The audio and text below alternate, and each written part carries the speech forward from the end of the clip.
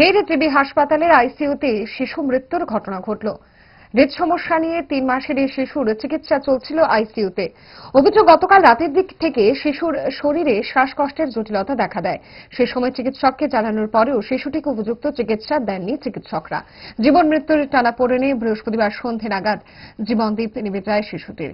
এ ঘটনায় শিশুর মা বাবার অভিযোগ চিকিৎসকদের বিরুদ্ধে। চিকিৎসকের গাফিলতির কারণেই তাদের শিশু সন্তানের অপমৃত্যু ঘটল বলে সাব জানালেন শিশুর পিতা। কি অভিযোগ করলেন শিশুটির পিতা, চলুন শুনে নিন।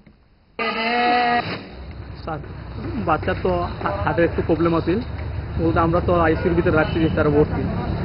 কালকে রাত্রে মানে প্রবলেমটা একটু বাড়তেছে। আমরা একটা ডাক্তার আছে, এর মনে বাইরে ডাক্তারটা এর আমরা কইছি স্যার তার শ্বাসকষ্ট প্রবলেম হইতেছে। এই কইতাছে তোমার স্যার আগে গায়ে তো দেখেগা। ওই স্যার আমরা স্যার যে ভর্তি করছে দেখলে কি আমরা সুস্থ হবো, তারপরে তো ধরছে না রুগীরা। তারপরে সকালে এখন নাই স্যার। যদি আমি চাইতেছি মানে আপনারা সবার কাছে দিয়ে না, আমার মানে একটাই ওটি হতো আমার বাচ্চার সুস্থ বিচার চাইতে।